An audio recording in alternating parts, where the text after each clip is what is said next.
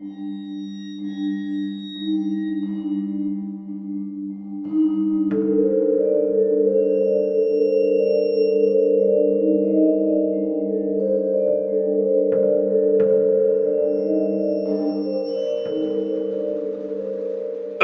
hello, and welcome to Aldente Rigamortis. I'm Review Cultist. I'm Mikey. E stands for evil. And I'm the gamer in yellow. And we're here to discuss those internet stories, most creepy and most pasta, and be critically silly doing it. And tonight we have The Hands. So, last time we were here, we were talking about a creepypasta that reminded me of some Zelda stuff, like some creepy Zelda concepts, like Redeads and such, and like the Shadow Temple. And I've been playing a lot of Breath of the Wild to catch up so I can actually finish that game and then play Tears of the Kingdom at some point down the road. So I thought, you know what? Let's go back to that well, as it were. That's you furiously Googling Zelda creepypasta. Yes. Looking up, because like I missed the day, the classic days of video game creepypastas where that used Zelda, like creepy aspects from the Legend of Zelda series. Like Ben Drowned. I remember there were a bunch of other creepypastas that I read like outside of the show around the time of when I was reading Ben Drowned.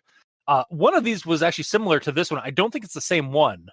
I think it was simply called Dead Hand, or like it was talking about like the interlopers from Twilight Princess, or like Dark Link and stuff. But this one, I was looking for the one that was similar to Dead Hand, but I found this one that's very similar. So that's why we're covering The Hands. And this one's also got a little bit of a behind the scenes kind of story as well to it, because it was posted by Cheeselord on creepypasta.wiki back in 2012. But originally posted on the Roblox forums by a Rotom Rules 64 back in 2011. And goddamn, if that is not like the penultimate like forum poster from like 2011 or 2010 on a video game forum. I'll bet. Like it's even got the 64 at the end of it. Like, what was the last Roblox related one? Well, okay, so the last thing we did for Roblox, we should probably maybe mention this. We did a Jeff the Killer story. Right. Yeah. The problem with it was that it was vandalized or something, right? Yes. Yeah. We were informed via an email sometime after we did that episode that story had actually been plagiarized and then has since been taken down from the Jeff the Killer wiki. That's one that I thought it was like AI generated, hence why it was so random. Yeah. But apparently it had just been horribly vandalized. But again, could you blame us for like not thinking it wasn't like actually something? Because sometimes like creepypastas are like just written like this, or troll pastas are written like this. We just took it as a troll pasta. Yeah. So it was Grubby Grab Grub's True Origins. That's the one we did back in January. On January 12th is when we posted that episode. So, but yeah, so just getting that out of the way. Yeah. But yeah, I also had to look up how long Roblox has been around, and I did not realize Roblox has been around since 2007. Yeah, it's ancient. I was like, God damn, like, because like the niece cultist is watching people play it and like playing it on her tablet and stuff like now, and it's like I thought it was a newer thing, like in the last couple of years, not like since I was in high school. Yeah, it was around, just I guess wasn't popular with us back then. Yeah, I don't even remember it. Like gaining speed. Yeah, I think this could be me fabricating a shotgun, or me just not misremembering something. I think I remember something about a Happy Appy entry or something like going up on a Roblox channel or a Roblox forum, but I'm not 100% sure on that. It might have been a different forum. Regardless, that's not the story. It's just tangentially related because we're talking about a story that it was first posted on a Roblox forum. Yes. Yeah, just some interesting backstory as I was like when I was pulled this story and was looking into it. This story itself also you can't find via the link. You can find it on creepypasta.wiki. And at the bottom of the story, there is a link to the Roblox forum. However, you have to actually take the link address, go onto the Wayback Machine to find the version of this that was on the forums, because as it is right now, that forum entry doesn't exist anymore. The second Roblox related one that's been removed. But we're doing it. Well, no. The story itself is archived on creepypasta.wiki. Mm-hmm. It's just the original posted location is no longer exists. Yeah. So, but with all that out of the way, let's actually get into the story itself. First, with our initial recommendations, I'm actually going to partially recommend this one. I do not recommend this one. I am also not going to recommend this All right, fair enough. But we will see if our opinions change each other's opinions. We shall. And let's start with The Rundown, starring The Rock. Can't wait for one of these times when we do recommendations, and it's like, in this situation, Mike and I don't recommend it, you partially recommend it, and then by the end of it, Mikey and I partially recommend it, and you do not recommend it. Like, it completely flips. Yeah, it's a complete dynamic shift. Yeah. Yeah, one day that may happen. Mm-hmm. Maybe that day's the day. Maybe. But yeah, so The Hands. It's a story as old as, well, video game creepypastas themselves, really. Mark lives in Texas. We get to know that for some reason. And decides to get a used copy of The Legend of Zelda Ocarina of Time for the N64, since it's been 30 years and since he last played the game, and he's feeling nostalgic. He then gets home after the purchase and finds an old N64 console in a box in his attic, his childhood console. He gets through a good chunk of the game in a few short hours before coming upon the dreaded Shadow Temple and Well, where a mini-boss, the Dead Hand, dwells. This boss freaked Mark out as a kid. He knows his strategies about dealing with some such bosses and proceeds to get into the thick of it. Though not before flashbacking to his childhood friend Tyler, who died in a car accident some time ago, who told him once, when they were kids, that if you let the four rooted grasping hands within the battle arena of the Dead Hand boss grab you all at once, something awesome will happen. Mark had never done this, and so he decides now's the time to try it. He proceeds to get grabbed by a strange hand that comes out of the well where you have to enter the boss arena, or like the dungeon, and it takes him directly to the boss room, which doesn't actually normally happen. And then proceeds to get caught by all four of the hands at once in the battle arena.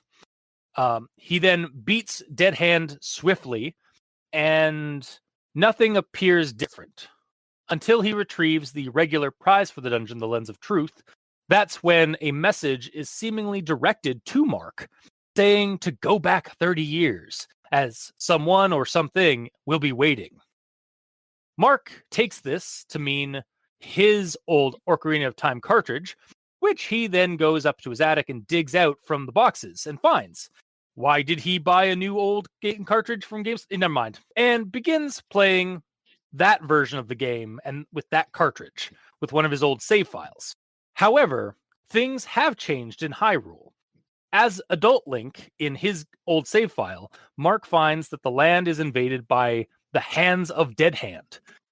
Those creepy grasping hands that were in the dungeon in the boss arena. Grabs. Yeah. And all the characters in the game normally are all missing. And the world is in more ruin than it should be.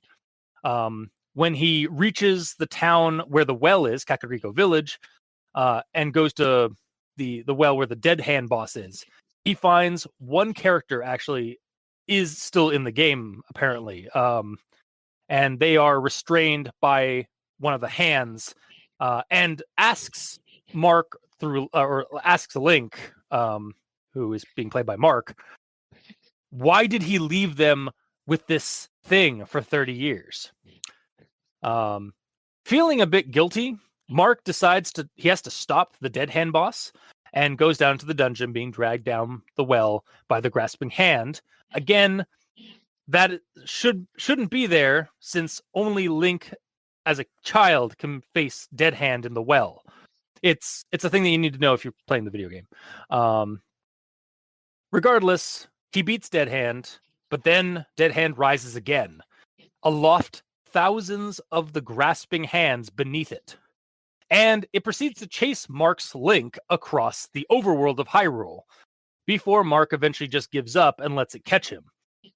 Horrifically, the hands rip Link apart, organs and all, and this freaks out Mark, who shuts the game off, boards up his attic, and refuses to leave his home now, as he starts seeing Dead Hand and the hands outside of his window at night in the real world.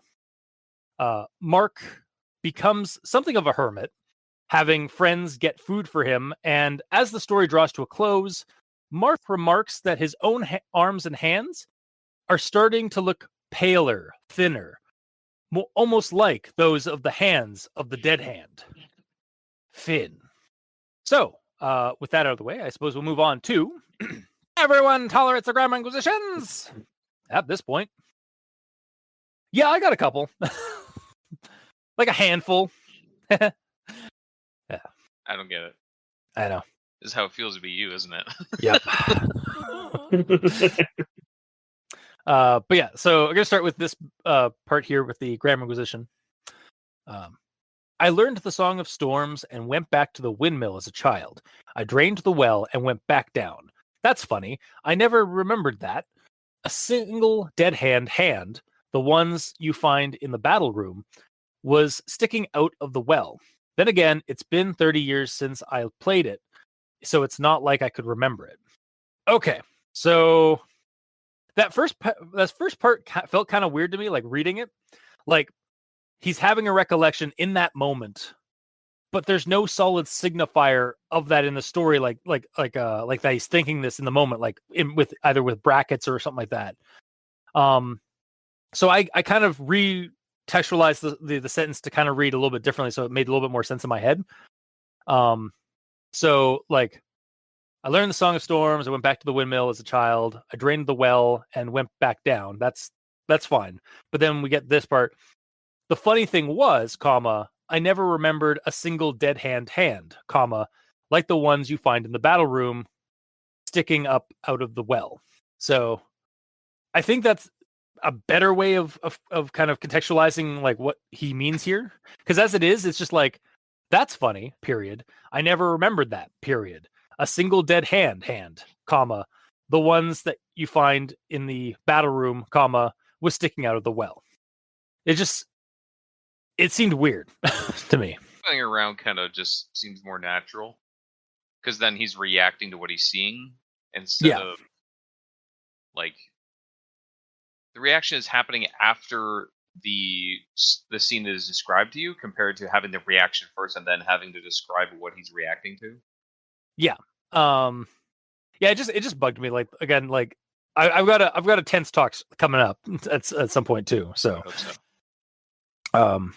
But I'll continue. I went into the center and let all the hands grab me at once. There he was, same empty face, same bloody and white body. Now, my Zelda, more than anyone in my past school, it was easy. Strike when he lowers his head to attack. I feel like it should read something like this. Knowing my Zelda boss strategies more than anyone, comma, this would be easy. Because as it was like, knowing my Zelda more than anyone in my past school, it was easy. It just seemed kind of clunky. I had a section written down for that as well, although I was targeting a different part of it. Okay. Because for me, my problem is the in my past school section. Yeah. Not I just removed that. Knowing my Zelda part. Yeah, I swapped it to knowing my Zelda more than anyone did back in school. It was easy.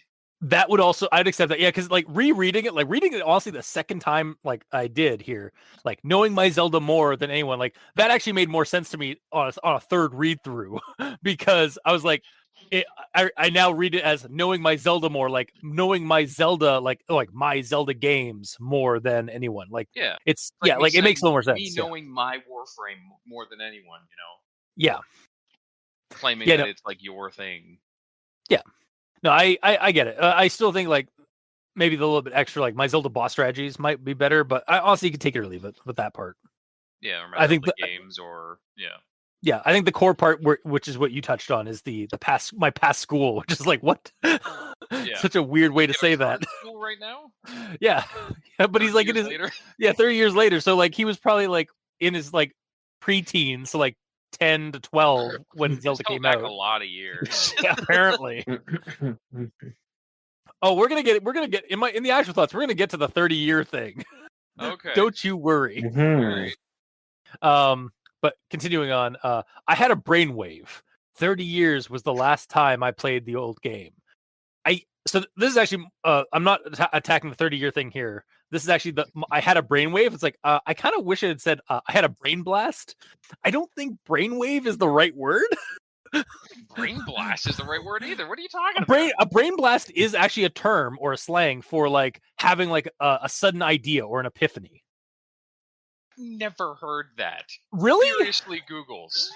Google brain blast. It's like a freaking like soda. What is a brain blast? Brain blast, a sudden burst of intuitive insight based on a random memory. Brain blast is one of Jimmy Neutron's catchphrases. Yeah, it is. It did evolve from. It did stem from Jimmy Neutron, but like it has kind of made itself into like the popular like culture zeitgeist. Cool. I've never seen that show, so I guess I've never heard that. Okay. Well, what would be your replacement word then, if not brain blast? Because brainwave does not make sense to me. I guess even like I had an epiphany, or I was gonna say epiphany, yeah. Or I realized something. Yeah, that would also work. Yeah, a realization. Yeah, I had a realization. Yeah, that would also work. Like basically anything but brainwave that intuits to like a sudden realization or like a What a revelation! Yeah, there you go. I had a revelation. Yeah, there we go. There. Also, I googled it. What does it mean to have a brainwave? It means a sudden clever idea. Oh, really? Yeah. Okay. Well, now I'm the one who's never heard that used for I know that brainwave is like. I've never attributed it to having being like having a sudden like realization or a sudden idea. It's always just been like it's just like your brain waves, like your thoughts. But like Joe, there's a million words for one certain thing, and a million words for a million different things too. Yep. But I guess I'll move on to the next thing I have. Yeah. Which I went into the castle market and waited for the Redeads. Readeads. Period. No Redeads.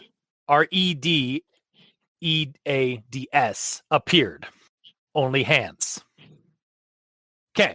First off, you literally use two versions of the word redead in two consecutive sentences, and neither of them is correct for the monster in Zelda. Redead, Redead,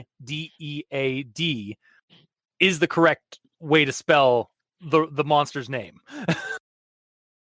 Yeah. But like the fact that they spelled it wrong both times. Oh, I thought it was only one. No. Oh, sorry. No. The first time, or the first time is completely off, but the second time it is spelled technically the same. However, the R and the D, like of re and dead, should be capitalized. Yeah. Yeah. So that was the problem with that. Yeah. Yeah, you're right. Secondly, though, yeah, the idea of like everything, like the redeads and like people being replaced with like these hands just like coming out of the ground and stuff like that. I found that a really cool and creepy game moment. Like just those hands everywhere. But then, as established on the show a couple of times, severed and animated hands and arms are one of my fears, like one of my old fears. So I'm a little biased about this idea of like why it's cool and creepy. True that.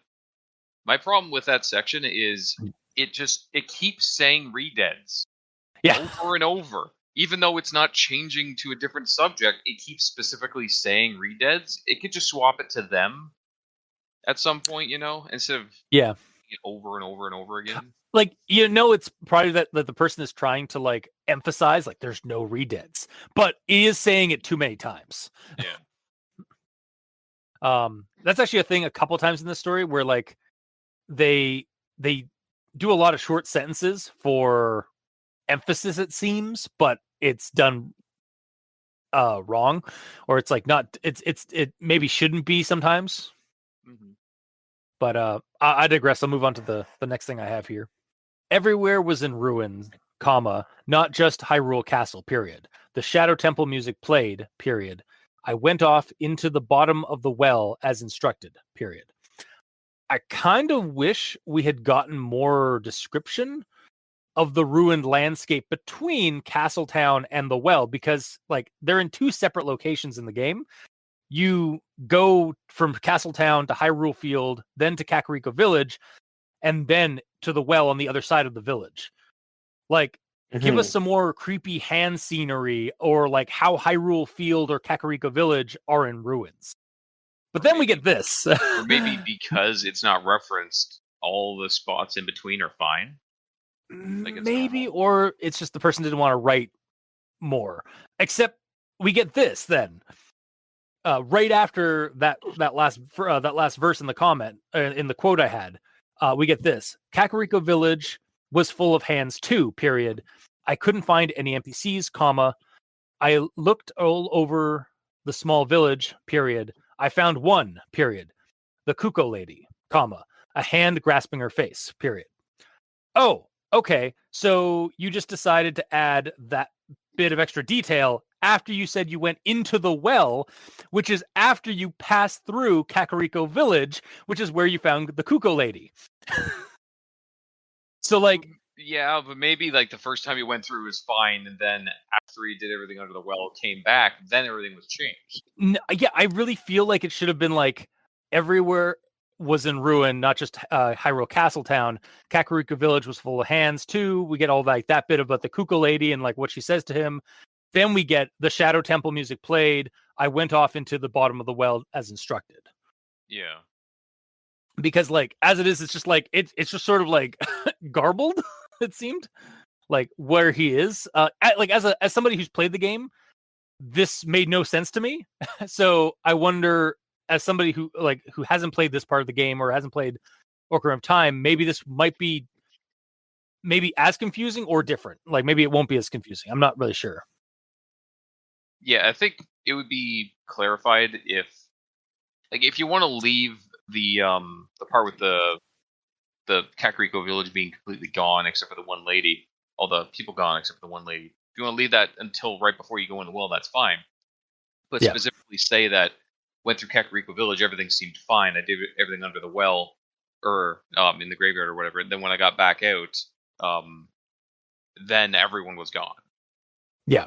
Specifically mentioned it's changed now. All the NPCs are gone except for this one, and then continue from there.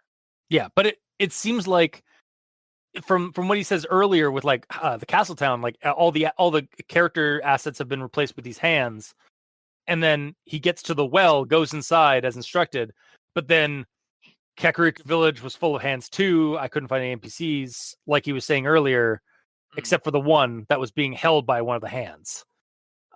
So it's like, and then he goes back into the well after that. It's like, wait, you were just in the well. You pop back out.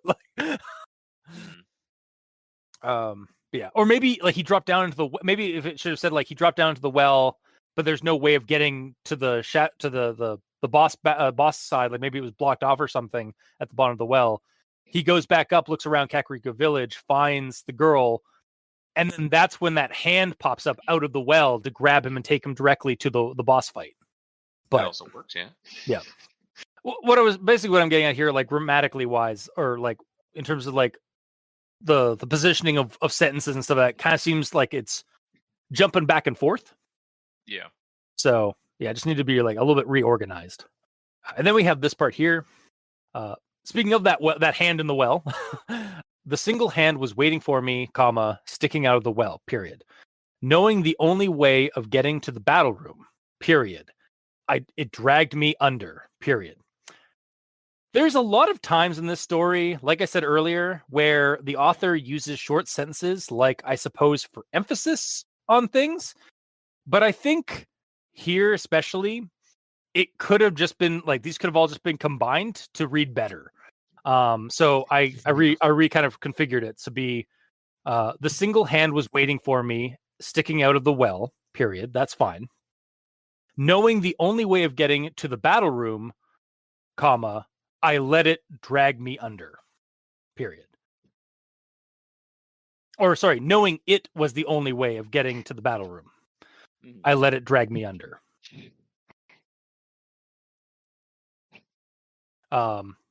Like there are other spots in this story where like there's a very similar situation where like it's just short sentence after short sentence after short sentence, and then but I figured one of you guys, my co-hosts, might have them covered. So yeah, you're right. you do have you have some of those in your grammar acquisition? No, really? Okay. Not really. Like I get it, but yeah. It was just something that was like I kept noticing it as like I don't want to fix all of these. Yeah, me too. Like let's just blanket statement this. This is wrong. This part's wrong, and needs a round of editing for that specifically. And then we get to my tense talk with this quote. There he was. Nothing has changed. Same empty face, same strange body. I had to beat him. I knew I did. So welcome to my tense talk. Nothing had changed. Nothing has changed. You used past tense up to this point. Why did you jump into present tense for the sentence? Because it's a writing trap that everyone does. I know. Yeah. But it also irks me to no end when you mix up your tenses. Also, I'm not going to lie, when you started that quote, I thought you were going to be like, there he was just walking down the street singing, do-a-dee-dee-dee-dum-dee-dee. I'm the bard now. Get the fuck out of my bit. To be fair, there was so quick aside, there was a part when I was reading the story, it was like, if you had one chance, and I like had to Google up Eminem's like lyrics. It was like, and I was like annoyed that it's like, if you had one shot, I was like, damn it. Almost. I was like so excited to like be able to throw in like if you had one chance, like do a. I mean, it's close enough that you could have done it anyways. Yeah, but it wouldn't have rhymed like in his lyrics, so it didn't make any sense. That's when you change the words in your version. I guess, but it's fine. But yeah, it's fine. You can do it now if you really want to do it. No, I'm not. The magic's over. Too late now. Yeah. Okay. And much like that, that's the end of my grammar acquisition. Mikey, the E stands for evil. Take it away. Hi. Well, I have a conjunction junction. All right. And next stop, conjunction junction. Doot, doot. It's been 30 long years. But next up was the Shadow Temple.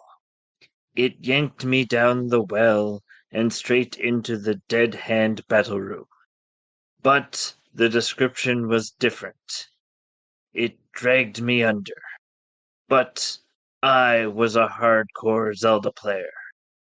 It felt like another 30 years. It was over. It was too much. Finn. Wow. Not only did that feel like a more concise version of the story of like a playthrough to the Shadow Temple, but that also felt like the potential bones for its own creepypasta. Like just getting to brass tacks. Like it's been 30 years since he got to the Shadow Temple. He gets dragged down into the Shadow Temple. Then he gets dragged down again by the monster that has changed inside the Shadow Temple. Like it no longer looks like the thing it was in the game, and it drags him down into the ground of the battle arena, and it's all over. And he shut it off, or it was too much, and then he just dies. Like, damn. The way that I heard it is like he started playing Zelda 30 years ago. Yeah. In one playthrough, it's taken him 30 years to get to the Shadow Temple. He's not very good. I mean, okay. So part of my actual thoughts, I did actually have to look up how long it takes to beat Ocarina of Time. It's not 30 years. It's more like 30 hours. Yeah. But yeah, like that's impressively casual. Yeah. That's like taking a step. All right, turn off the game. I'll come back to it.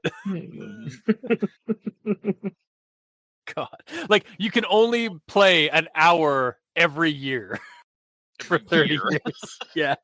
Yeah. For 30 years.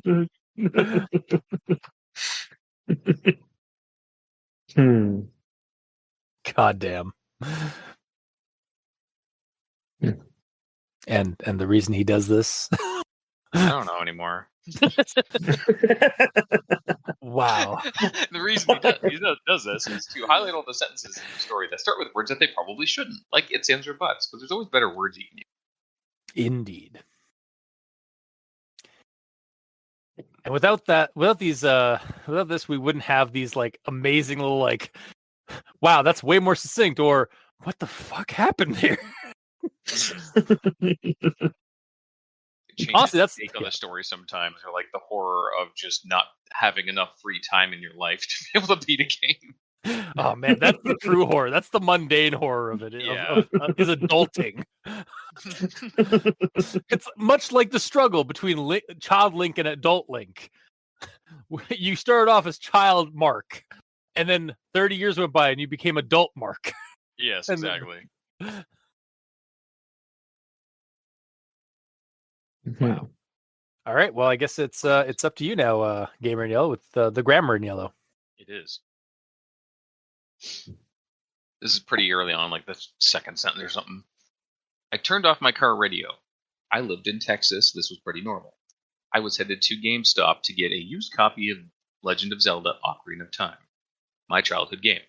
I remember playing it for hours on end. Even after I beat the main game, I had so much fun playing it. Even after... Oh, whoops, I screwed up my quote there a little bit. Yes, Oh, no, actually, sorry. Even after getting all the heart pieces and the gold skull tools, it was so much fun, blah, blah, blah. So that's 4 sentences in a row, all starting with I. Yeah. Technically 5, because the last one, I feel like there was meant to be a period. Because it says, I remember playing it for hours on end, even after I beat the main game. I had so much fun playing with it. But there was no comma in between that, and it just flowed into it. So I feel like that either needs to be commaed out or a new sentence, which would be another I.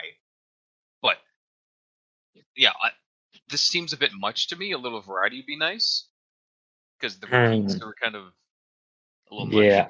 Yeah. So the way that I rewrote it is, I turned off my car radio. It was nothing new. That kind of heat was pretty normal considering I lived in Texas. I was headed to GameStop to get a used copy of The Legend of Zelda: Ocarina of Time. That was my childhood game. It was so much fun.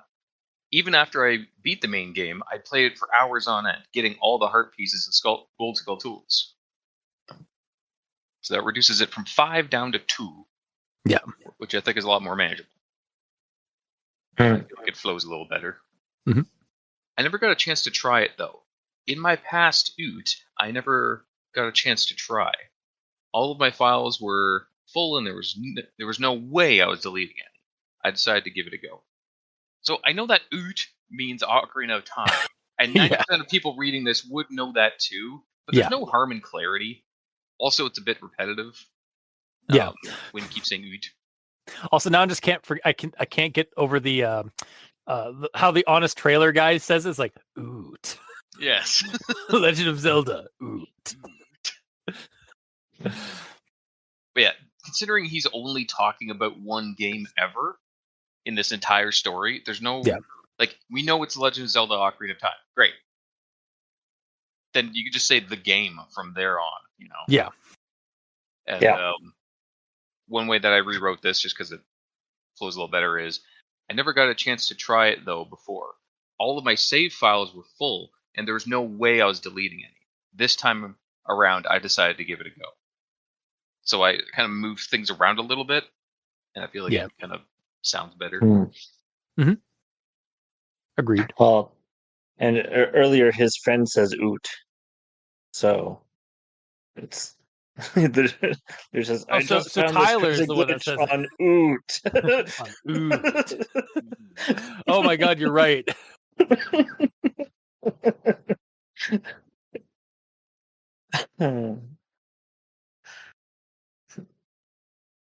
So it's how the character talks. Yes and no. He could be saying OOT. I mean, that's fine because it's dialogue, but Or not double OT. dialogue. Yeah. It's not double OT. And now I can't stop visualizing Mr. T as the next James Bond. Yeah, well, there you go. Shake it, not sword, fool.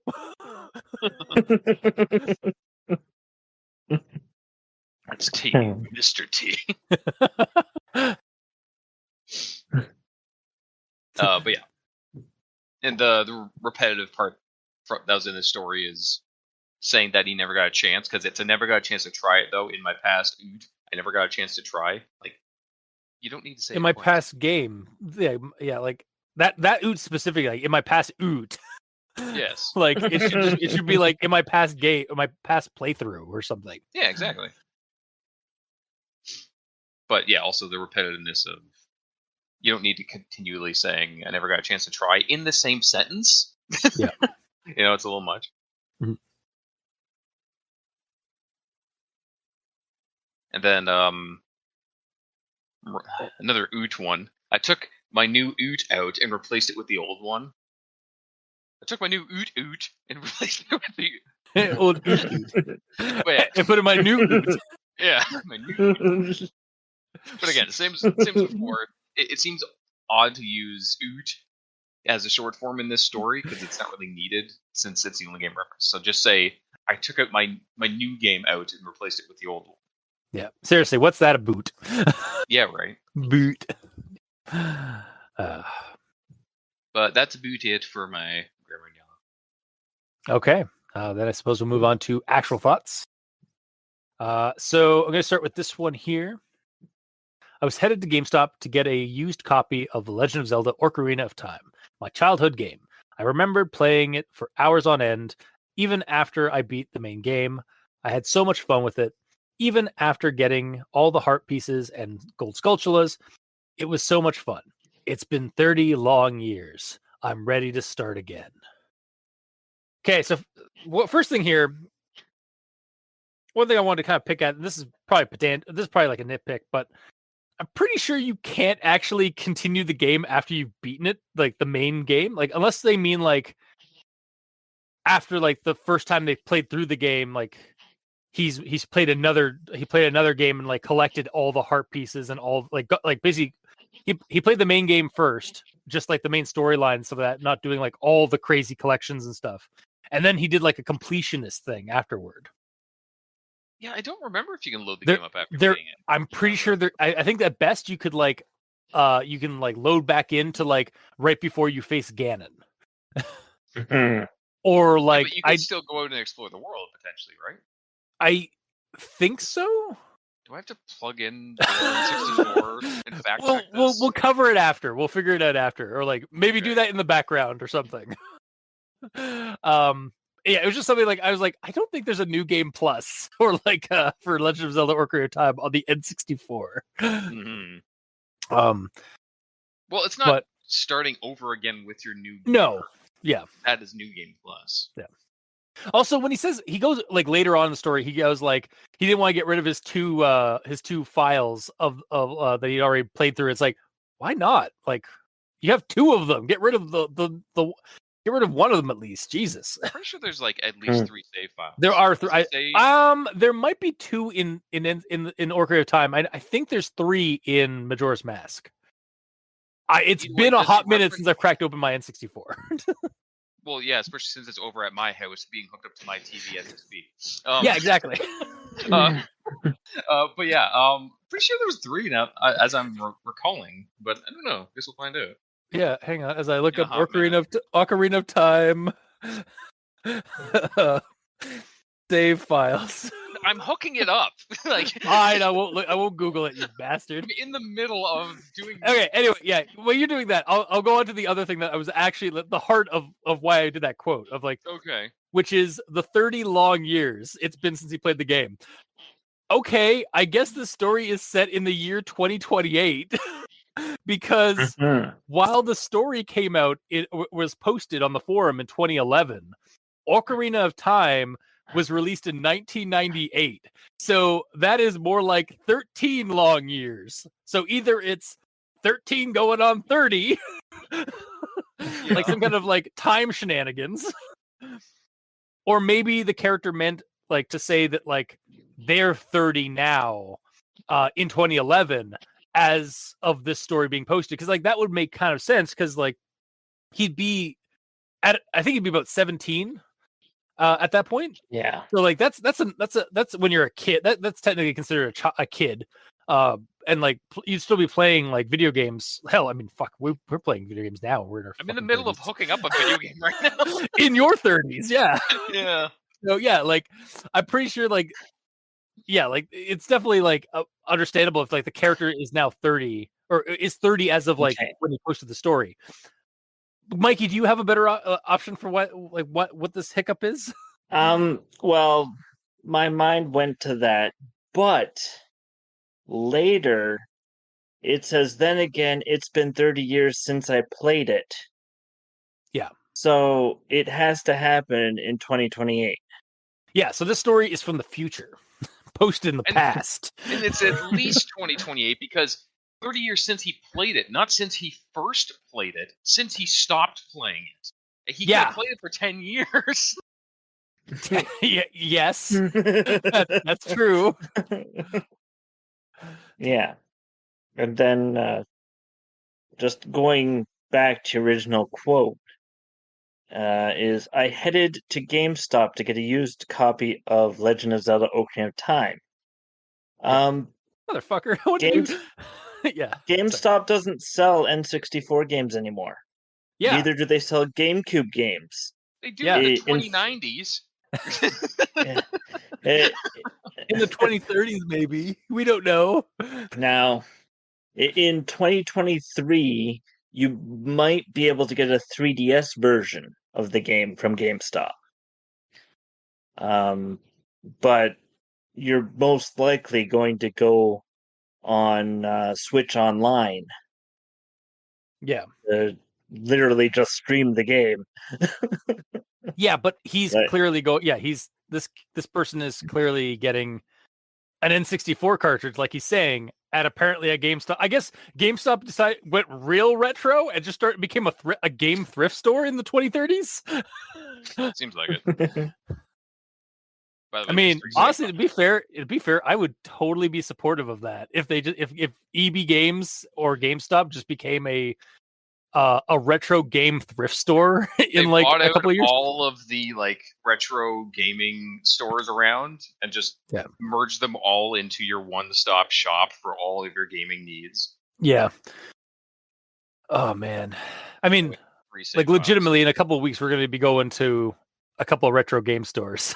So yeah, like where they just they just became like a hawk, like that cool one hawk shop that you can go to that always has like retro games in it. But yeah, pretty much. Basically the whole GameStop thing, which is the very beginning of the story. I was like, that didn't happen. Yeah, no, it's just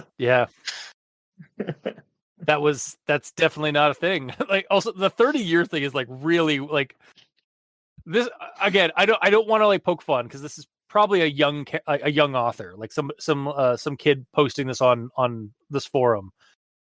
So I'm guessing that they either this was a hiccup or they just didn't, being young, they didn't realize how long it's been since Ocarina of Time came out. Like I just checked it. The original Legend of Zelda didn't come is about 37 years old now. Yeah. So it might also be just the characters exaggerating.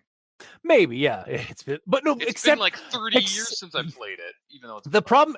If it had been one time in the story, I could have let that go. The problem is they focus on 30 years so many times in the Yeah. story. Yeah, in Yeah, the game, like- the spooky part of the game references 30 years even. Yeah, exactly. Okay. Yeah. Yeah. So it's very likely an exaggeration on the author's part, either not knowing or like this is supposed to be set in the future a bit, but that's still kind of ridiculous. Mhm. um Yeah. diving into my They next reference the ridiculous future all the time. yeah, but like we don't Being we don't silly, we though. go like far future, like the 2080s, 2090s, 2070s, maybe not the 2030s or the late 2020s, which we are in currently. We're in the future. Yeah, I know. Honestly, I was kind of kicking myself. I was like, God damn, I should have held this story off for another 5 years. It would have been relevant. I could have gone to GameStop and checked. Nope, they don't sell N64 cartridges. All right, the story's bullshit. Flip table. They didn't know how to tell the future. How dare they? But I digress. I'll move on to my next kind of nitpick, which is another big nitpick to me on the story. For the number 4 nonstop hours of nostalgia, from watching Darunia pat me on the head to easily defeating Morpha. Hold on. Hold up. 4 hours and you've beaten everything prior to and the water temple as adult Link? Fuck you. The game takes 30 hours to beat completion wise. You have to beat the forest, water, and fire dungeons as child Link. Meet Zelda in Hyrule Castle on the way through that. Collect the elemental stones of those dungeons and go into the Temple of Time. Become adult Link. Go through a couple of cinematics in that time period. Go to the Forest Temple, the Fire Temple, and then the Water Temple in Lake Hylia. And then you're going through the Water Temple, which is considered one of the most annoying temples in Ocarina of Time. Personal preference included. I know there are speedrunners who can beat the game, but those are usually in the span of minutes. Like I checked it on speedrunner.com. The fastest N64 time I could find was 4 minutes and 18 seconds on a speed run. Yeah, and that's using glitches Yeah. and stuff. Yeah, and that's using pixel clipping and workarounds in the game. So it just floored me that Mark in this story reached past the water temple as adult Link in 4 hours casual nostalgic playing. Yeah, in his 30 years of not playing the game, he became a professional speedrunner of Ocarina Yeah. of Time. Yeah, exactly. It's just like, God damn. Also, easily beating Morpha? Fuck you. Fuck that. Not everyone's a casual like you. How He's clearly dare a pro. you? Yeah. He beat in 4 hours. He's clearly a pro. Gamer, he spent the last 30 years in the forests of Hyrule hunting boars. Link Exactly. to No. win. No, Yeah, sorry. no, he spent the last 30 years watching YouTube videos on how to play the game. Yeah, he hasn't Exactly. technically played it, but he knows how to do everything. Yeah, that's why Wow, he's you're so that's right. yeah, that's definitely it. Oh man, yeah, no, it's just like 4 hours of like nonstop nostalgia. From watching Darunia pat me on the head to easily defeating Morpha. It's just like fuck you. It's like the biggest that's my biggest upset of this entire story. Like that is such an but that is also such a kid exaggeration of like how long it takes to do something in a game. It's like, it took me 4 hours to get to the water temple and beat it. Yeah, I feel like in the 30 years, if he hadn't been Googling how to beat the game again, he would have forgotten, and it would be akin to him playing it for the first time again. Yeah, it seems to me that Tyler wasn't the only one who lied about these kind of things. And that is a good segue to my next quote and comments. I just remembered a flashback of me and my old friend Tyler. Dude, yeah? I just found this crazy glitch on Oot. If you're fighting Dead Hand and you let all 4 of the hands grab you at once, something awesome will happen. What? You're lying. Tyler always lied about things like that. He died in a car crash like 3 years ago. I never got a chance to try it though. In my past oot, I never got a chance to try. You liar! In Monty Python fashion. What did you lie? You hold my arms off. No, it's not. Yes, it is. I can see it right there. I've had worse. You liar. He's probably not even dead. He's probably lied about the car crash. Oh my God. Yeah. Yeah. Also, I have to say, given that this is a Zelda creepypasta, like in a video, like pasta thing, it had me wondering if this friend dying in a car crash was connected to the game. As far as I know, it's not. But like story fodder wise, like, or game fodder wise for this story, for like a horror scenario involving a creepy monster in a video game trying to get out after being left behind in a save file. I could see this being done in like Little Fears, where your kid's dealing with a monster in an old game cartridge, maybe from like a thrift store or a GameStop, and it belonged to a person who like played the game, but like the evil of the and like the hatred from the monster that was left away in this game cartridge, like it emanated its influence in the real world, like not physically, but like psychically maybe, and caused the former owner to get into a car crash. Hence why it's now up for sale at a thrift store or a GameStop, and that's how the kids get it. Or again, be like, you could frame this into like, use the stories framework of like this being a haunted game one of the players finds from their childhood, and the whole neglected spirits of the game wanting to rise out of the game and manifest into our world. And again, use similar, like, the story kind of has it all there, like kind of in the details.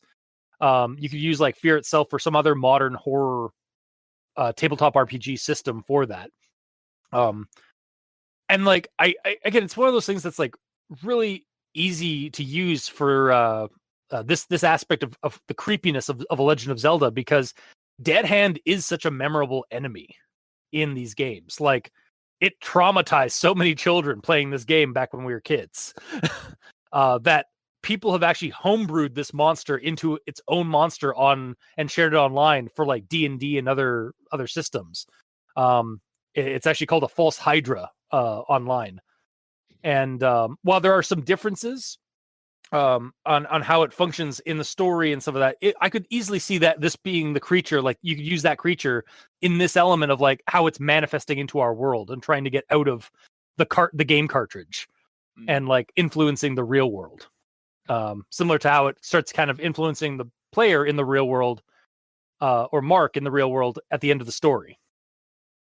But yeah, it's just like that. It was so weird that like the mention of Tyler getting into the car accident, so that like it really served no purpose other than just to be like a random flashback of this thing. But like you didn't need to add that your friend died in a car crash like 3 years. Though it wait so casually like put there. It's like, have a little bit more respect for the dead, even if they are fictionalized. Like, yeah, or give him a point to why he died, like, or like connect it to the story, make it like part of the horror story. Or just If you're don't gonna bother. Like you say, I used to have a friend who so and so, but like, you don't really have to bring it up. Yeah, like it's like, oh, like that's something I never did. Maybe I'll do it this time. And that's all you need for the catalyst of like why he's trying this thing in the game. Unless you're gonna make the death or the tragedy of that character's death like connected to the story, maybe like it just seems weird to leave it in there, like to have that like one-off bit. Like, so yeah, I felt like it was meaning to be connected. Like I was waiting for it to be connected, and then it just never did. Yeah, exactly. Yeah. Like, was Tyler slowly becoming a dead hand, or like was his hands like becoming dead hand while he was driving, and that's what got in the car accident? Like, that would have been an interesting take for that, but it never happens in the story. Or maybe it's like alluding to, yeah, like exactly. You'd be alluding to the transformation that happens later in the story. Yes, maybe Or that- Mark doesn't yeah. specifically know why that car crash happened, but it could be because he was turning into a dead hand, but he never knew because his friend told him to do this and he did it. Mhm. But so like this happened to him ages ago and he also died ages ago. So it's alluding to the fact that Mark is going to die soon. Or so like you could have it at the end of the story, like kind of have it tie it together where like he sees that his hands are starting to become these pale, like long, like thin hands, like the hands from the dead hand. Also, like what Mark's arms look like at the funeral when at the open casket and stuff like that. Like that would have been something that could have been added. Like, oh, like that's maybe why. Again, hint at to like there was some kind of like cause and effect between this game and the car and his friend dying. Like again, I was even expecting that the game cartridge that he got from the GameStop was Tyler's. But yeah, like it looks on the back and says Tyler. Like, well, yeah, maybe or it's a the different save Tyler. file, or the save file is Tyler, a la like Ben Drowned, where like it's Ben as the save file. Yeah. But no, we don't get that. It's just a one-off. Like, oh man, I got a flashback of my friend who died in the car crash like three years ago. Anyway, the thing that was really more important is that like when we were kids, he told me about this this thing that I never tried in the Zelda game, so I decided to try that. It's like, man, you are callous, motherfucker. But yeah, anyway, just some ideas of like the story and also some game fodder angle for this creature and this like concept. But back to my thoughts here. I'm gonna start with, or gonna continue with this quote here. At the bottom of the box, I found it. An old, worn-out Legend of Zelda: Ocarina of Time with the sticker peeled off, and had the same illegible mark in the same red Sharpie. And thus, your trip to GameStop was fucking pointless. Maybe you should have dug through your attic first to get your console out before you wasted your money. Yeah.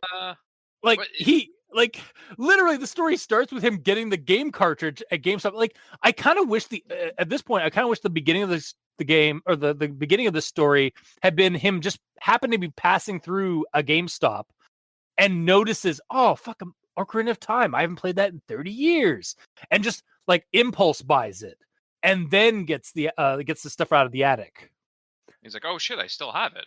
Yeah, exactly. That would have made more sense than him just like going out and purposefully getting an N64 cartridge from the GameStop and then going back home, going into his attic, rummaging through his old stuff, finding his cartridge, his console, not seeing the cartridge first, or cartridge at the bottom, until he digs it up later when most of the stories happened.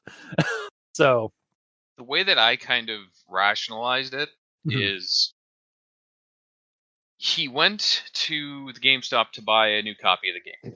Yeah. Because he did not want to erase his old files to play the game again. That is true, yeah, because the game you do have to it's not held on the console, it's held on the cartridge. Yeah. That being said, I plugged in my N64 with the game in it, and there's 3 save files. So either either the writer misremembered that there's 3 instead of 2, or if there is 2, he has a new one he could just use. I hate to say it, I'm almost wondering if the author just hasn't done their research here and like they've never actually played, or they've only watched videos and stuff like that of gameplay of the game and thought that the dead hand was a creepy boss. Why okay, does it specifically say 2 save files? Yeah, it specifically says 2 save files he has, and he didn't want to erase one of them. He didn't want to delete one of them. Okay, then yes. Like I mean, it's been like 13 years since the story came out. Like I think like 13 years since the story came out. So, well, it's because the third save file is Ben. Right. Of course, you can't change that one.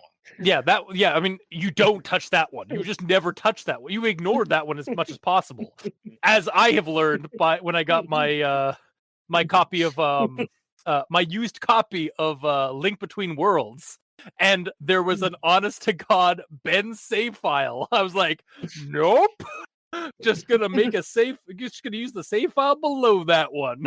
Yeah, I am never touching that save file.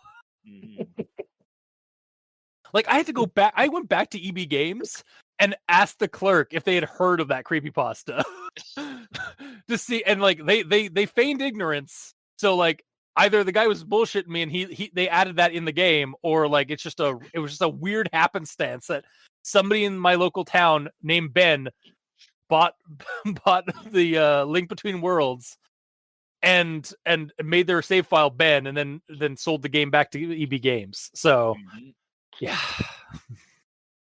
This is why I was like hoping to go. I wanted to go back to a Zelda Vigipastas because like I just love. I guess I'm steeped in it in Zelda creepypasta stuff. It's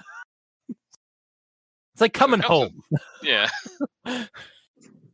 Helps that you're playing the current games now too.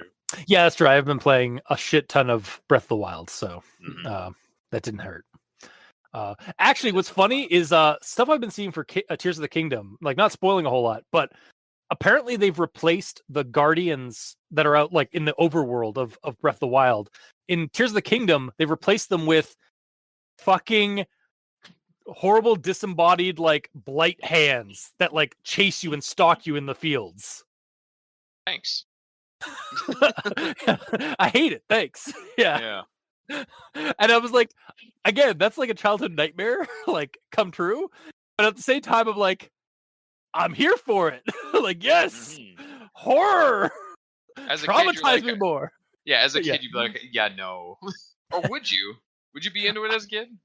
I'd probably be scared, but I'd still love it. Yeah. Like deep down inside. Apparently, shit I was afraid of as a kid, I've just embraced and like fallen in love with. So. Well, you embrace it or you cry. Yeah. Like, those are your options. So it's better to just embrace it and roll with it. Yeah. I embrace the darkness. Yeah. I've accepted Cthulhu into my heart.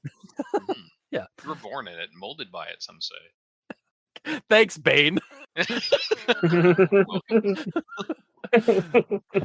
You adopted the darkness. I was born in it, molded by it. Perhaps he was wondering why you would shoot a man before sitting him out of a plane. Anyway. Voice is so dumb. But also so good. I'll move on to the next thing I have. I think I'm near the end. Not quite. I did it. Dead Hand was dead. Wait. No. He came back. He was persistent, stubborn, willing to do whatever it took to kill me. He lifted his strange body off the ground. I almost threw up. Thousands of hands rose up under his visible part, under the visible part of him, like a giant spider. I immediately began running. Out the door, up the ladder, out of the town. He followed me all the way. I ran for what felt like forever. It felt like another 30 years. Tyler was right. Why didn't I try this earlier? He's like way into it. So I almost threw up bit aside because I hate that in these stories. Like I almost threw up for how horrifying it was. Like fuck you. I hate that trope. It's just so overused in video game creepypastas. Like people just like seeing something. Oh, boo-hoo! You saw something horrible on a fucking screen. Get over it. I am so done with that trope in creepypastas involving video games. Okay. So next, what's that horror movie that you bought that came with a barf bag? Are you going to be saying the same thing? Well, honestly, I think I could probably take it. Honestly, like, we'll see. We'll do that. We'll do an Al Dente real talk next time you guys are able to come over for Meat Space. I have to stop opening my mouth. That's second time in a row where I've doomed us just because I've suggested something. Yeah, you only have yourself to blame. Yeah. But okay, so the throwing up part aside, this would actually be a really cool and terrifying game sequence. Like you managed to flee the dungeon from the boss that's just resurrected and like gotten even like a second form, only to have them chase you across the overworld outside of the dungeon. Like that's a fucking Dark Souls bullshit. Yeah, that part is excellent. I'm not gonna lie. That is so fucking cool and so creepy. Like, and I can imagine like the fear in this. It's more of like a fuck you player scary moment. Like it would surprise you. But like the fear in this is more of like the anxiety and the tension of being chased by something in a game that you were not expected to be chased by. Yeah. Like that kind of like tension, like I feel that all the time when I'm playing horror games, when I have to like outrun something. Like sometimes I hate that because it's like sometimes I won't. I've not in the past. I've not touched a horror game because I've seen or heard some of the tension of not being able to fight something, and you just have to outrun it. It's like that's my one of my nightmares is having to outrun some monster. Yeah. Now the weird thing about this bit here though is the end of the quote. It's like Tyler was right. Why didn't I try this earlier? This was awesome. Like that kind is what I felt what was going to keep saying.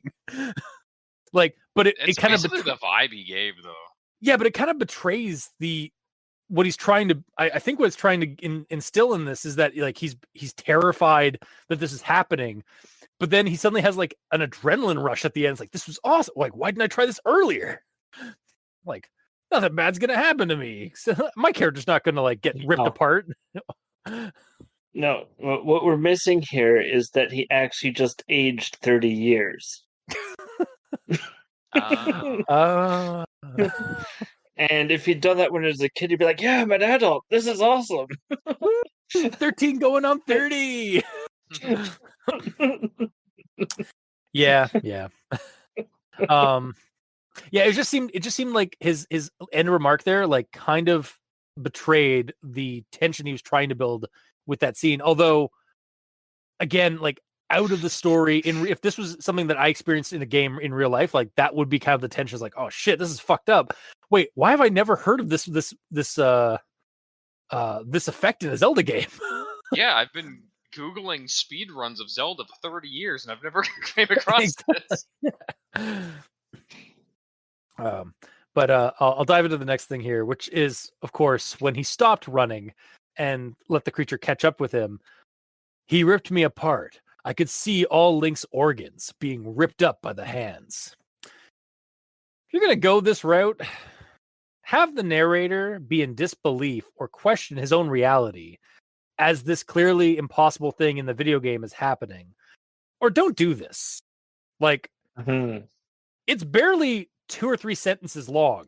You either go full hog, visceral horror, like describe something graphic to me in a paragraph at least, or you don't fucking add this, because this is such a, much like the throwing up, like I feel like unlike the throwing up thing, but kind of similar to the throwing up trope.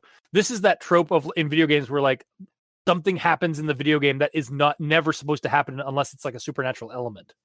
Yeah, that's I don't think Nintendo rendered Link's exactly organs. Like Nintendo would never. Nintendo would, as a game company, I don't think would ever endorse this kind of graphic material in a Zelda game. Like they've gotten close, but like never like this. They're literally just 64-bit red blocks. Yeah. Yeah, but like come Zelda, out of him. but even like back then in the 90s, Nintendo would never authorize this. So this is either a modded version.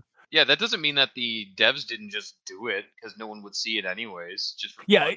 Yeah, it's that thing. Like maybe this is like you activate gore mode when you get caught by all 4 of those hands. Like that's what happens, and then it infects your console, because remember that happened in the game he bought off GameStop, and the game he's playing right now is his cartridge that he found in his attic. So which technically like is kind of doable in a way, because like when you put a cart in the N64, you're basically dumping the ROM into the console. So if like it's entirely possible that could stay in there infected or whatever if there is some sort of weird shit going on. Or the developers added a gore virus. What might have worked better, I don't know if this will actually work, but if the game was on and then you activate that and then while it's still running, you pull the cartridge out, put the other cartridge in, I don't know if that would work or not. Yeah. No. Yeah, do not tempt that on my N64. No. I know. I see you in there. I don't see you there, but like I know that you're looking at my N64 and my Ocarina of Time cartridge. Do not do that. Fine. But yeah, so like it just this thing is like, yeah, there's like a visceral. Oh no, Link's being disemboweled. I'm tired of it. Like, don't do this or go full hog. Like, don't pussyfoot over the over the situation. Like, you either don't half-ass it. That's the other thing, though. If you do go full hog, do you want them to mention how it's like lifelike realism in I an want them war game? I want if you're gonna do that, like describe describe more about what's going on, and also have the person playing the game be in disbelief, like, or questioning their own reality, because this shouldn't be happening in front of them. Like, but the story just kind of like he got ripped, he stopped, he got caught, he got ripped apart, or his character got ripped apart, and it was too much for him, and he just shut off the game. Like, that's it. It's like, Yeah. I needed more. I'm a Disney princess. I must have more. Or nothing at all. And moving on to my last quote and comment for the actual thoughts. I dare not step out of my house. I'll end up just like Link. Now, I should have also said just like Tyler. Yeah. That would have been a good spot there. But no, that's continuing on. I have one of my other friends get food for me. You know, the one that's not died in a car crash 3 years ago. Sorry, I'll continue. All I can do is cry at the foot of my attic. I don't have the energy, the compulsion to do anything else. The worst part is my hands grow thinner, whiter, and hungrier with each tear. Tears of the Kingdom. Okay. Oh, it's the new game. from 12 years in the future of this story being posted. So like, this could have been a cool setup where like a variant of the dead hand entity in the game has somehow become some kind of like entity, or like maybe it's some kind of supernatural presence in the cartridge that has found a way to enter the real world by using Mark's or even Tyler's, like if it is ever like hinted at that Tyler was afflicted by a similar thing to what Mark is experiencing at the end of this story. Like the creatures found a way to like affect the real world by using Mark's physical matter to manifest a flesh form, kind of like bug spirits in Shadowrun. Sorry, Mikey. But Isn't like that been drowned?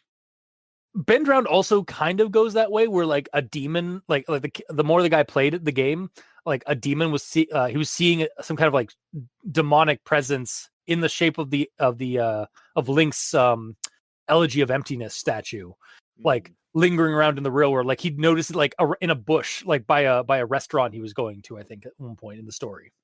So like the demon was manifesting out of the game cartridge the more he played the game. And yeah, like that is pretty common in haunted video game creepypastas. But I do like the idea of like a spirit trying, like using the physical matter of the player to flesh form into its real world form. Yeah. And like again, I might use that for a Shadowrun game sometime, where like a bug spirit is put into like an old cartridge of Galaga or Centipede. And the more the person plays this retro game, the more they become a flesh form bug spirit. Sorry, Mikey, I'm talking about Shadowrun. It's okay. And that is my last remark on making this game fodder. Was just like and it had potential, it had a cool setup, but it doesn't reach the potential as a story. So Would Polybius be a better option? Polybius would no, like Polybius. The problem is Polybius is like you need to find like a theme for the story, like for the game. I think so, like because Polybius is just it's. Well, I was referencing the bug spirit in a game.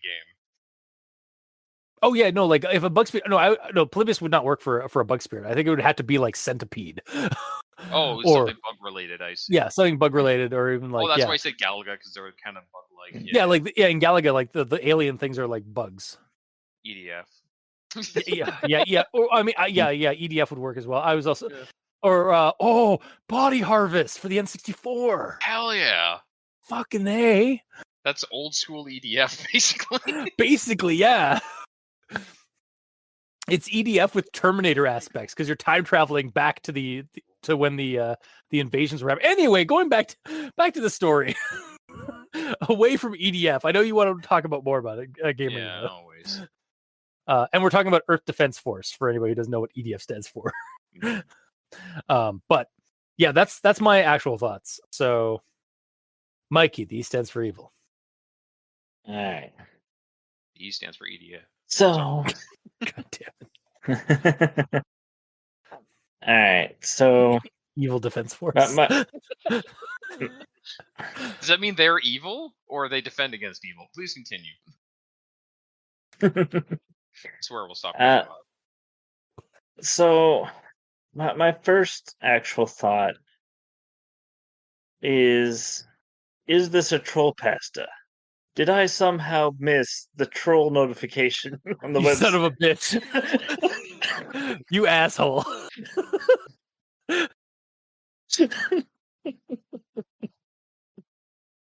No, I think this is just early 2000s creepypastas. Yeah. Huh. Anyway, continuing on. Yes. So we established that he goes to GameStop to get a copy of Legend of Zelda: Ocarina of Time for N64. Yeah. In the 2030s. Well, late 2020s technically, because it's 2028. If it was 30 years, Yeah, it would have been 2028. based on when the game was released. Yeah, which is so yeah, it could have been. It could have been That's if he only 2030 played if for 1 year.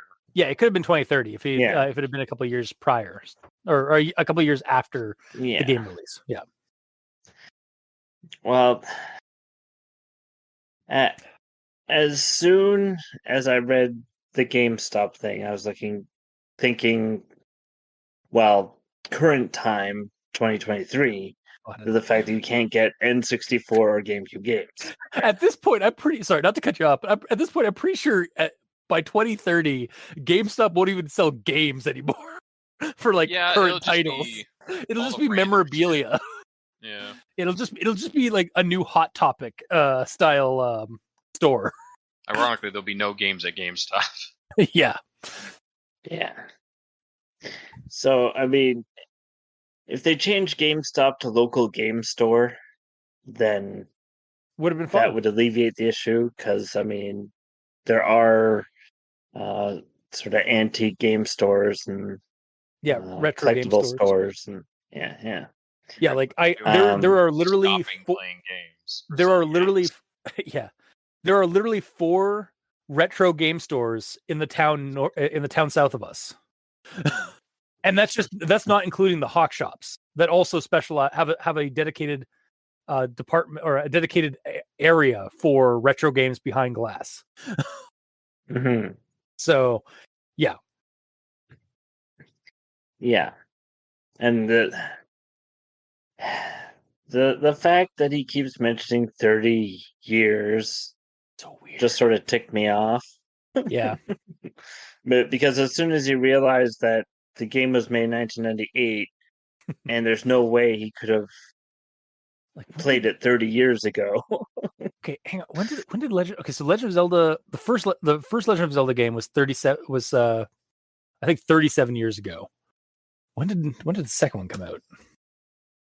The next one came out in 1987. So also, when did this creepypasta come out? This came out in 2011. Okay, the story, so this story was posted in 2011 on the Roblox forums, and then a year later in 2012, it was submitted to the creepypasta.wiki by I suspect either another poster or the same person, but like posting it under a different name. Mm-hmm. I still think it's just an exaggeration. The whole you're probably right. Yeah. Well, I think that there's a couple of sorry. Yeah, just like the exaggeration of the 4 hours to play the game to get past Morpha. Yeah, exactly. Like, oh man, like those two things, like it almost made me think it's like, did this person even play this game? Or is this person just like their older brother played it and told them about it, and like they watched like a couple of like creepy things in it, and they just like made the story up based off, and like that's fine, but like do your research if you're gonna use an actual game. Yeah. Yeah. Or just put like in front of all the time related things. Yeah, because then then you kind of Yeah. get away with some of the exaggerations. Yeah. All right. Yeah. So that whole section just annoyed me. Yeah. So much so that when the story tried to be creepy, I was like, I don't care. And honestly, You're like I now I can. It's an understandable reason why you didn't like this story as much. Mhm. All right. So next actual thought. If you're fighting Dead Hand and you let all four of his hands grab you at once, something awesome will happen. I'm pretty sure you can only be grabbed by one hand at a time, and there are 6 hands, not 4. Fuck, I never checked that. Whoops. boss dungeon Dead Hand. I'm gonna just see if I can find a Google image of that area. Yeah, there are 6 hands, and you can't necessarily be in the middle to get grabbed by all of them. Mm-hmm. Like That you is. Didn't you say that there's 4? There are 4 in the screenshots I'm looking at. There are 6 hands. Oh, okay. So this person's either again like didn't do their research or misremembering that it's a lot. The room is a lot bigger than they're remembering. Mm-hmm. Yeah. And then here's a part where the exaggeration is just plain crazy. Thousands of hands rose up under the visible part of him, like a giant spider. So we're talking 8 hands? Also, I would also now that I'm thinking about it, it's like I'd say it's less like a spider and more like luggage from Discworld. Just like thousands of little hands in underneath underneath it, like the thousands of legs underneath the chest that follows Rincewind in Discworld. Well, also what he's saying is, given the given the character's track record for exaggeration, thousands and thousands is probably like 8. Considering I said like a spider, spiders have 8. Yeah. Yeah, it would have made more sense if it had been like maybe not thousands, but like like you said, 8 would have made more sense. Like, my God, he's doubled the hands. Oh, or maybe I just found somebody made a pixel version, or like I think this is just a screenshot. It's not actually a pixel game of the Dead Hands arena with 4 hands in the corners and Dead Hand in the middle. I wonder if that's maybe they're misremembering it, like because of like some things they saw online, or maybe they're using the art that's in the story. Yeah, maybe that's where they got it from. Maybe they saw the image and added that. Something no one's talked about yet is the image. No, that's fair. And we're going to not talk about it. Well, I mean, there's not much to be. I mean, I'm glad it's there. Honestly, I'm kind of glad it's there because for somebody who doesn't play The Legend of Zelda, it would be a good like kind of it's a good depiction, visualization of what they're describing when they keep saying Dead Hand or like the hands in Dead Hand. So I wonder if this is the only reference that the guy had when making the creepypasta. It might be. I don't think I saw the Dead Hand image on the Wayback Machine when I had to check the link for this story, but yeah. Anyway, that's the end of my actual thoughts. Okay. Honestly, you did kind of give like a good thing here. It's like there's not 4 hands in that boss fight. There's actually 6. Like it's just another indiscrepancy. It's really kind of putting doubt for me for this author. It's like, did you actually play this game? I feel like they played some like knockoff, Or like maybe like the story of I- Jelda, like Legend of Jelda, the myth of Jelda. yeah, Or no, the myth of Hilda. yeah. Yeah, like, and there's nothing wrong with like not, if you haven't played the game and want to make a story about it, like because you saw like some footage of it that creeped you out. Like Dead Hand is a memorable creature. I can understand why you'd want to do that.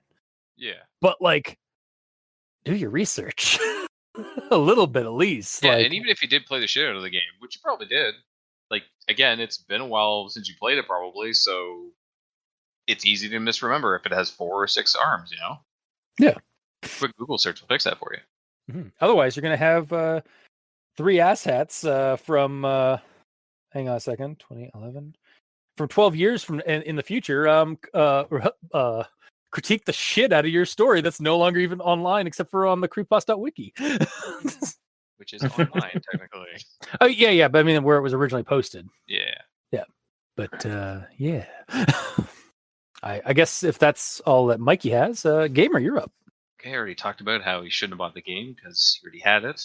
Mm-hmm. Or another way it could have been, even though actually it ruined the story because he had to go back to this cartridge. But if he like tried his cartridge and it didn't work, well, that actually could still be a thing. His cartridge, he could have tried it, it doesn't work. Oh crap, I have to go buy one. Then he buys one, does the weird thing and says, go back and try the old cartridge, and then the cartridge works again. That adds another layer of like what's going on here that could be done. Mm-hmm. And then regarding, this is kind of touched on, regarding Mark playing the old game and then seeing like the hands all over the place, all the NPCs gone, new dialogue and all that. I kind of wish he commented on it at all, because he just kind of plays through it and acts like it's totally normal, which you sort of mentioned, because like if he played it this much as a kid, he would know that this wasn't right, and I feel like he should be freaked out way more than what he is. Yeah, like I mean, you can misremember things. I mean, this person's been doing it a lot, but in the story, but again, as a character, yeah. Yes, but again, he was like walking through areas with all this weird stuff going on, but he doesn't pull himself out of remembering what he thought of and just having like quotes in the moment of him writing this down, you know? Yeah, it's weird that he only questions it like once. It's like it's a transcript almost of what happened instead of him remembering what happened. Yeah.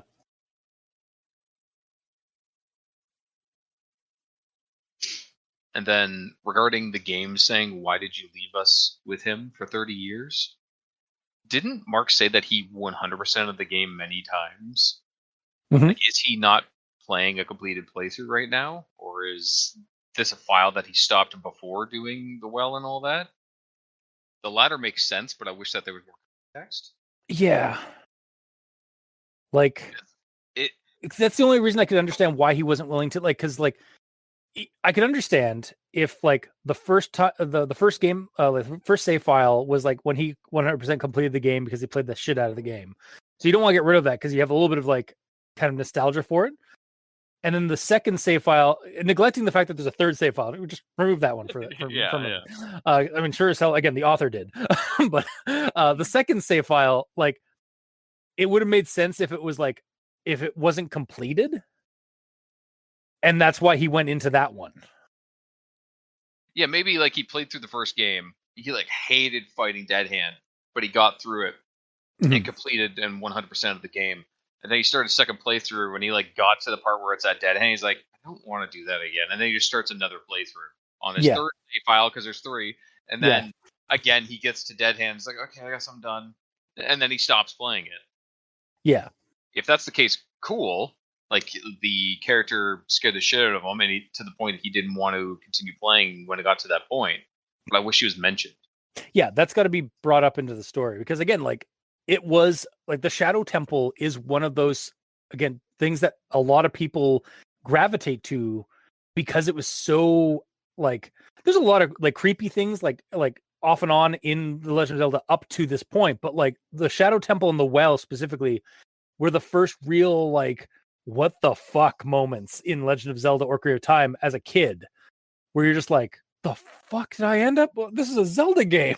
Like, I was fighting dragons and like some other animals, some other like weird like monsters and stuff. Like, I thought the forest temple was haunted. Fuck this shit. ESRB, what have you done? Yeah. You lied. This is not rated for everyone. Not T. This is not T for T. This is straight up torture. Like legitimate. Like actually, I've been watching some T for torture. Well, like I've been watching a bunch of like YouTube videos since like reading the story about like the theories and stuff of like this of like the different like the purposes for all the temples.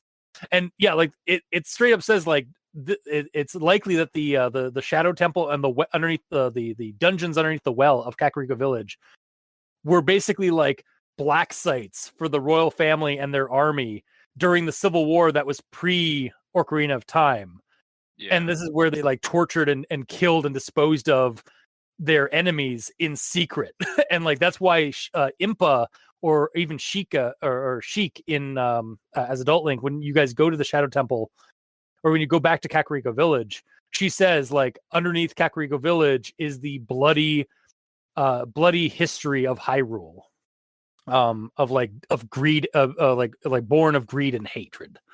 Like that's all in the game. Like that's like it shows like that Hyrule actually does have a dark side even outside of Ganondorf. Yeah. And it's just such a it's such a memorably fucked up, creepy area and aspect of this beloved childhood Zelda game. Mm-hmm. For sure. But yeah, should definitely have been some of that stuff stuff definitely should have been like, you know, brought up in the story. Yeah, because it's the main plot point, but it's not addressed as to why. Just like how his friend is killed for some reason, but it's not tied into the story. This is also not tied into the story, even though it's the main point of the story. It's weird. Yeah, like he should at least have said, like, yeah, no, I'm not going to talk about my like he mentions his friend's death, and then like just nonchalantly continues on. It's like there should have been at least like a sentence that was like, I'm not going to talk too much about that because it's a little bit to be respectful for the dead and stuff like that. But like this thing that he said back when we were kids, like again, like there's nothing. It just offhandedly mentioned and then ignored. And like Mark says stuff like, "I had to beat him," in regards to like the monster and everything, or fighting a dead hand. But it sounds like the way he said it almost sounds like he always wanted to but never could. Like he could never go back to end up fighting him again because he was so freaked out the first time. But it's not there. It's in the. It needs to be in the story. Like like he like have that part where like even after like I loved the game so much after I beat the main even after I beat the main game I played the shit out of it. Except for after the second time I went to the Shadow Temple because I didn't want to deal with that shit. Yeah, or say like I left this 30 years ago as the next boss to beat, so now it's time I do that. You know. Yeah, but it's not in the story. Mm-hmm. Or like I wish I stopped playing at a nicer spot of the game. Yeah. Instead of here. Yeah. And then in regards to the ending where he like doesn't want to go out anymore because of the event and his hands look more like dead hands now, I guess. I kind of when I read that, I kind of felt like it's a bit of a stretch. Like this story suffers from traditional video game creepypasta syndrome or TVGCP syndrome. Basically, all of the horror is in the game. Yeah. And all of it could be something that's simply programmed into the game that he somehow stumbled across. Like it's some super uber Easter egg. And even if it isn't programmed into the game, it's something that can be disabled by turning the console or the TV off or just not playing it. You know, at any point of this, he could have stopped or even tried to stop. If he tried to stop and he couldn't, that's one thing. But he doesn't even try. Well, actually, no, he does stop. He stops after he's being chased, right? And it's killing him. After he's being ripped apart, he just turns it off, and then that's when he like boards up his attic. Not with the game cartridge or anything like that in the attic. He just boards up his attic. Yeah. But like, yeah, I feel like at the end of the story, he tried to throw in this like something that was affecting the real world when that should have been kind of drawn out through the story. Like something was affecting. Like he was noticing like the hand, like he was hearing knocking at his door or out the window and seeing the hands like in the real world. That would have kind of shown that the entity of the evil inside the game is actually manifesting in the real world around him, or at least as he perceives it. Yeah, and don't get me wrong, I sincerely appreciate adding real world repercussions to the events of the story, because a lot of video game creepypastas don't do that. But I wish it was elaborated on more with the ways that we mentioned before. Like, mention how his friend, his hands were all like pale and emaciated and stuff when he died. To connect it to it's happening to me now because I did what he did. There's a connection there. What if like this could have been added to the story to make it a little bit better? What if he was in the car crash? Yeah. And he survived and Tyler didn't, and he did notice that Tyler's arms were looking sickly and pale, and like that's what part of the reason, like he realized like that might have been why they had the car accident, because he couldn't like properly like control the car with his like meek hands. Yeah. Like he was basically, his hands were desiccating into these. Yeah, or that too. Yeah. Like the hand suddenly got all like weird and like out of his control, like basically idle hands. Mm-hmm. Yeah. Or dead hands. Oh, well, I was kind of going for like idle hands of the devil's plaything. Hence why there's a whole movie about a guy's hand becoming possessed by the devil and wanting to kill him and all the people he knows and loves. But I mean, I get that. But the dead hand makes sense, yeah. Because it's called the dead hand. Yeah. It's like the story that we're talking about. Yep. Anyway. But yeah, that's the end of my notes until final thoughts. Okay. Well, we're on to final thoughts now. Cool.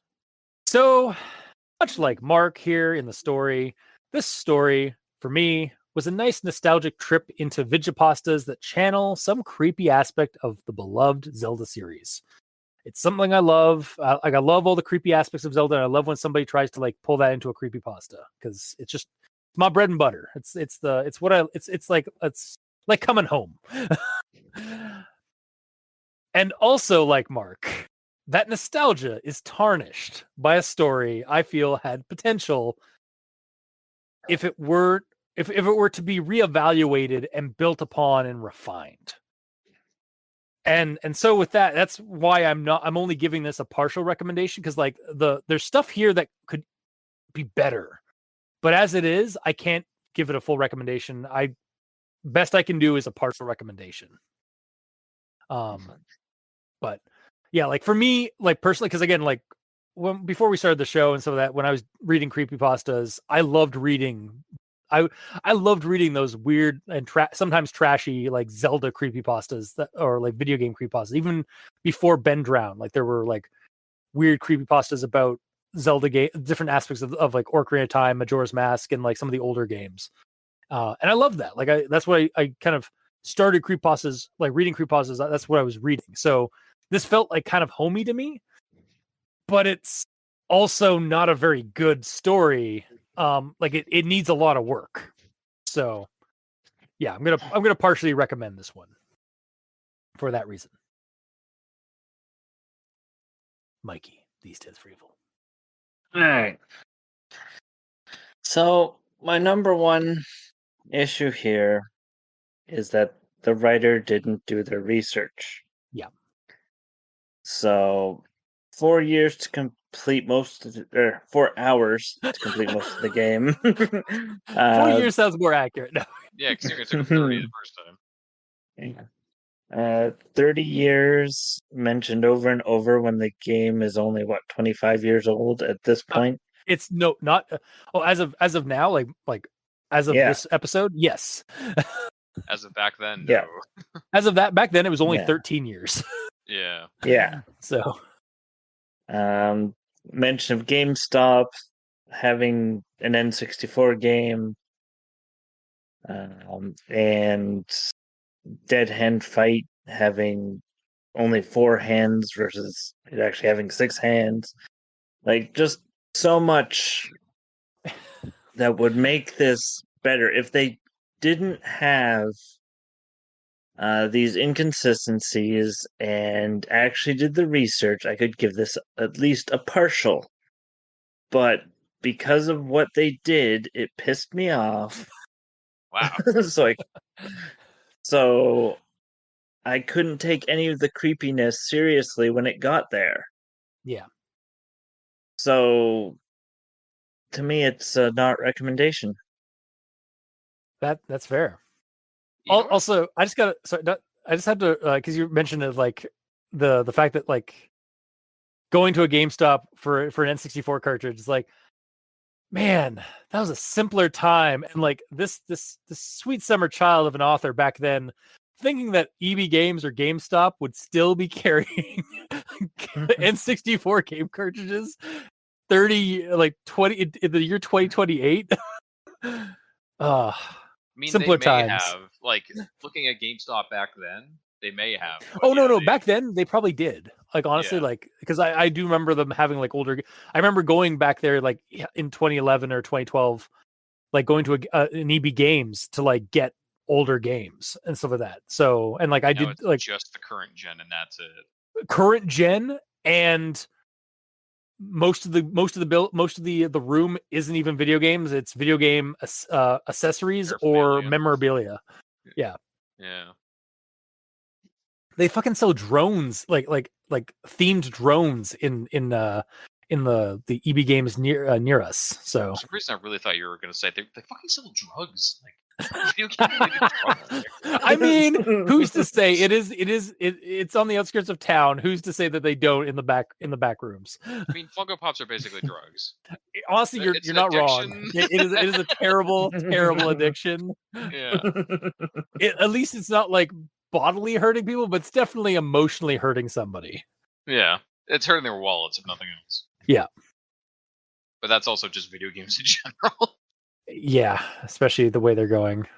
Mm-hmm. Again, simple.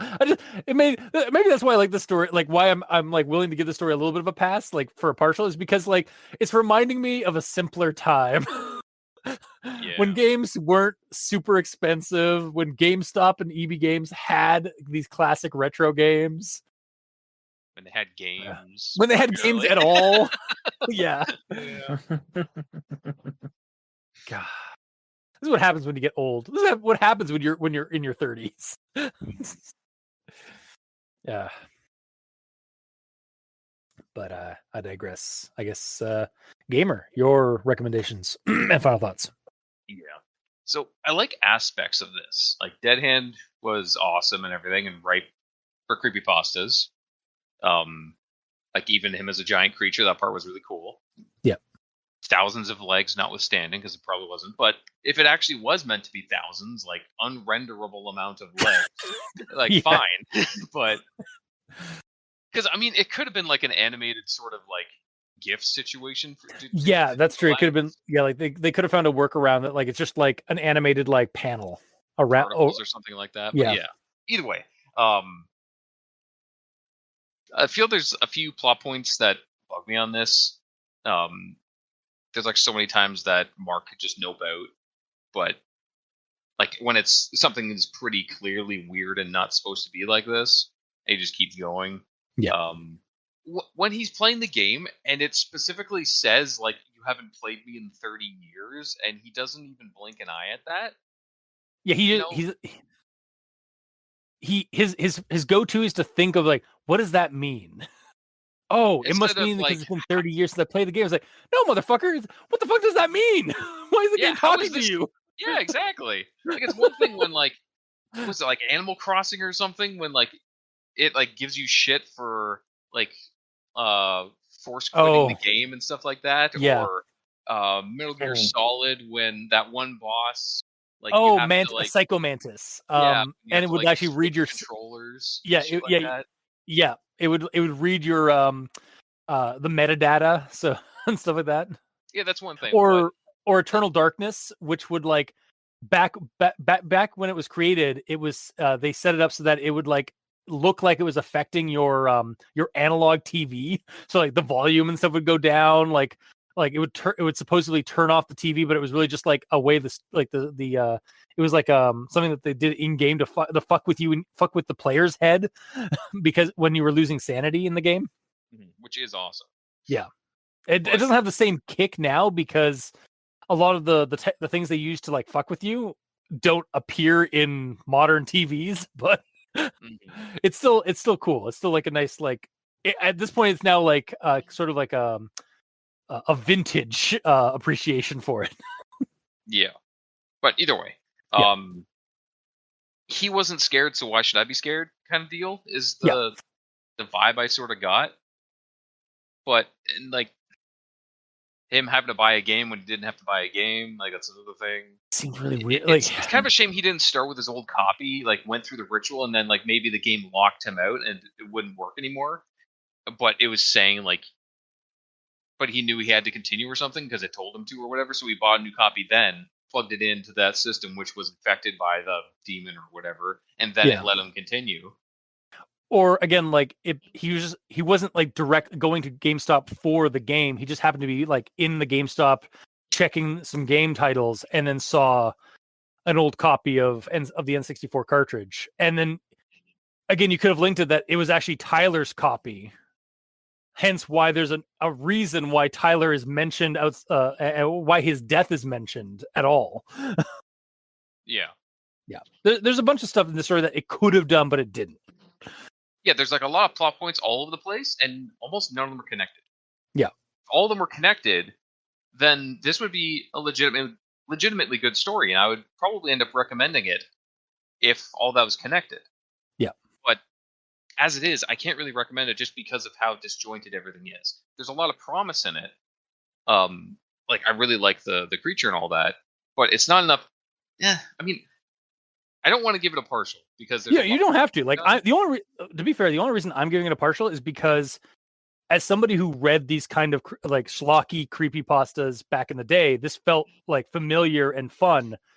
I enjoyed the read, even though I knew it was bad. But like, so it like, and it has potential. Like I'm agreeing with you. It does have potential, but it falls flat. But like, I'm willing to give it a pass because, or like a partial pass because, it might and I'll fully admit it, my opinion is because of nostalgia for video game creepypastas that I read like 10 years ago.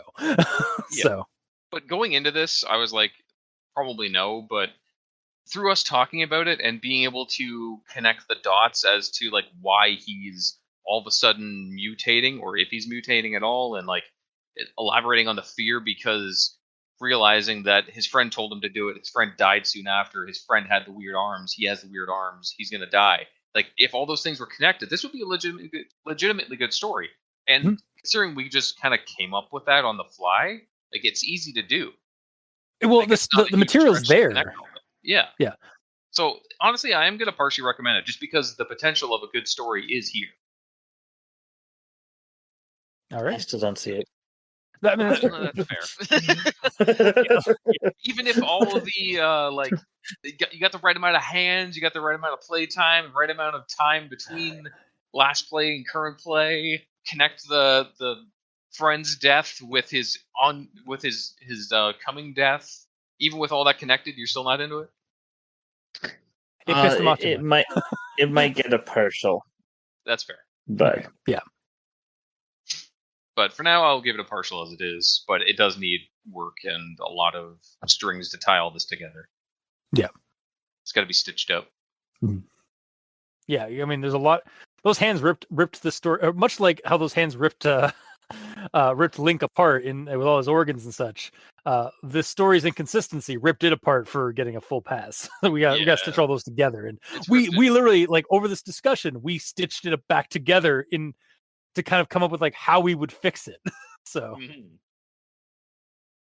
but yeah, I guess so. Like 2 partial recommendations and a non-recommendation. Maybe a partial recommendation was fixed, but who knows? Mikey's just like glaring at me across the internet, judging me. But yeah, I guess that'll be this week's episode. So if you like what you heard, or if you didn't, leave a comment in the comment section below where this gets posted, whether it be on Podbean, Facebook, YouTube, or Tumblr. We're all on Twitter. Mikey is at the E stands for evil. The Gamer in Yellow is at the Gamer in Yellow, but without that W at the end, because his name is very long. Yeah, I don't have a choice. Yeah. And I'm at Review Cultist. Also, if you'd like to send us emails, you can go to aldenterigamortis@gmail.com. That's ALDENTERIGAMORTIS@gmail.com. Where you can also leave us suggestions for other creepypastas, SCPs, spooky things. You creep it, we'll peep it. Yeah! And if you'd like to help support us financially, you can go to Patreon. Look up Al Dente Rigor Mortis and select the backer tier you'd like to support us at. We have $2 and $5 tiers with special episodes, early access, extra content. To our patrons that are helping support the show, thank you immensely. You're helping keep those hosting bills at bay. As always, we very much appreciate that. And to our listeners and the authors of these stories, thank you immensely, because without your listenership, it'd be like screaming into the void. And without your authorship, even if it's been like 12, 13 years or 30 years since the story came out, thank you. Because even like if you didn't write the story and you posted it on a forum that then got archived on a wiki page for creepypastas, we really wouldn't have much of a show, because as always, we'd have nothing to talk about. So thank you. Until next time, I have been your host, Review Cultist. I'm Mikey. The E stands for evil. And I'm the gamer in yellow. And this has been Al Dente Rigor Mortis. Sleep well.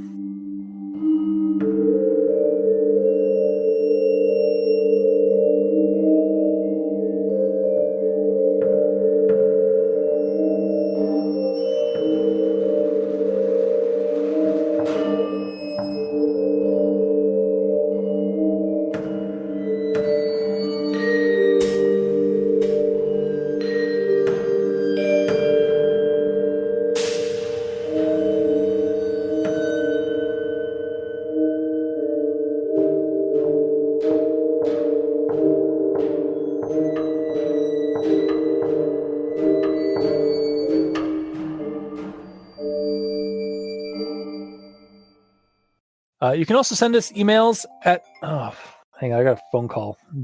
Yeah, go ahead. Okay, hang on. I'll be right back. It's like 5 seconds away from completing the episode. Too. Yep. So close. And he finds out that he left something crucial at the cottage. His headset. What? What's he recording on? It's like, but my headset's right here. I'm using it right now. But who was headset? And then we never heard from Cultist again. Yeah.